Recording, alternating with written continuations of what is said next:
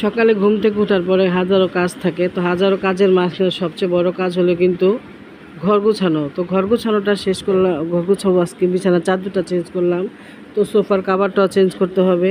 তো আসলে ময়লা কোনো জিনিসই কিন্তু ভালো লাগে না, ঘরে যদি বিছানার চাদর ময়লা থাকে, ঘর অন্ধকার অন্ধকার থাকে। তার এখানে আমাদের ইয়ামিন বসে বসে টিভি দেখতেছে, তাকে বলতেছে একটু নামো, বিছানা সোফাটা ঝাড়ি, সে উঠবে না, বলতেছে আমি টিভি দেখতেছি না, তুমি দেখো না। তো এই তো ছোটো বাচ্চা ঘরে থাকলে আর কি যাই হয়, ওরা একটু টিভিতে ব্যস্ত থাকে, কার্টুন দেখতে ভালোবাসে, পছন্দ করে। তো এই তো এখন আমি ঘর দুটো গোছ কাজ করে তারপর যাবো রান্না করতে। তো আজকে একটু হালকা হালকা বৃষ্টি বৃষ্টি পড়তেছে, মেঘলা মেঘলা আছে।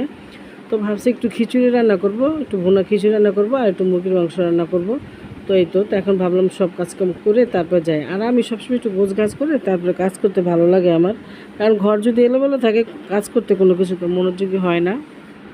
তো এই তো সব গোছ গাছ করে এখন আসলাম রান্না করতে। তো আমি মাংস রান্না করে না, কিন্তু আমি আগে আলুটা কিন্তু আগে দিয়ে দিই, কারণ মুরগির মাংসটা কিন্তু একটু সময় কম লাগে, আলুটা সিদ্ধ হতে সময় লাগে, এই জন্য আমি আলুটা আগে দিয়ে দিলাম। তো এখন হয়তো মাংসটা সুন্দর করে কষাই নিব। আর মাংস যত কষানো হবে, মাংস কেন যে কোনো তরকারি যত মশলা কষানো হবে বা মাংসটা কষানো হবে ততই কিন্তু স্বাদ হবে খেতে। তো মশলা কষানোর উপরে আর সবজি মাংস কষানোর উপরে কিন্তু তরকারি স্বাদ হয়। তো এই তো আমি এখন ঝোলটা দিয়ে দিব, ঝোলটা দিয়ে আরও এরপর তারপর খিচুড়িটার আয়োজন করব। তো আর একটা কথা বলি, তো যারা আমার ভিডিওটা ভালো লাগে সবাই একটা লাইক কমেন্ট করে যাবা, একটা কমেন্টে কিন্তু আসলে ভিডিও করার আগ্রহ জাগায়।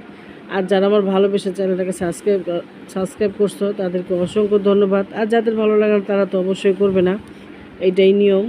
তাই তো এখন রান্না করবো ভুনা খিচুড়ি। তো এখানে নিয়ে নিচ্ছি আমি পোলার চাল, তো আধা কেজির মতো পোলার চাল নিচ্ছি, আর সাথে নিচ্ছি মুসুরির ডাল।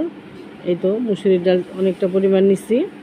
আর দিয়ে দিব মুগ ডাল। তো মুগ ডালটা আমি আগে ভেজে রাখছি, কারণ সব কিছু গুছগাছ করে নিলে রান্না করতেও সুবিধা হয় আর ঝটপট হয়ে যায়। তো দুপুর হয়ে গেছে কিন্তু, তো নামাজের টাইম হয়ে গেছে, রান্না বসা খিচুড়িটা বসে আমি রান্না করতে গোসল করতে যাব। তো আবার নামাজ পড়তে হবে। আর ভালো মন্দ রান্না করলে বাচ্চারা কিন্তু, আমার ঘরে আবার একটু পোলাও মাংসটা বা খিচুড়িটা মেয়েরা একটু পছন্দ করে। তো বাচ্চাদের পছন্দ মতোই কিন্তু আসলে আমরা মায়েরা চেষ্টা করি বাচ্চারা কি খেতে চায়, বাচ্চারা কি খেতে ভালোবাসে, ওইটাই কিন্তু আমরা চেষ্টা করি। নিজেদের পছন্দ কিন্তু আমরা বাচ্চাদের পছন্দটাই বেশি প্রায়োরিটি দেই। তো এই তো খিচুড়িটা আমার সুন্দর কষানো হয়ে গেছে।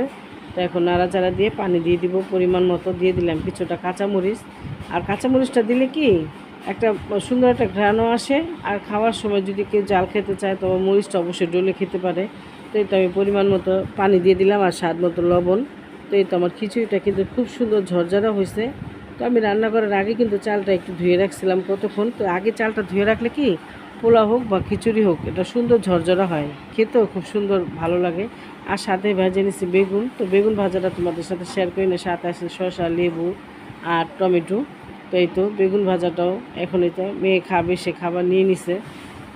তো রান্নাটা কেমন হয়েছে সবাই কমেন্টে জানাবা, আর ভিডিওটা কেমন হয়েছে আশা করি সবাই ভালোবেসে দেখবে, পাশে থাকবে। অসংখ্য ধন্যবাদ।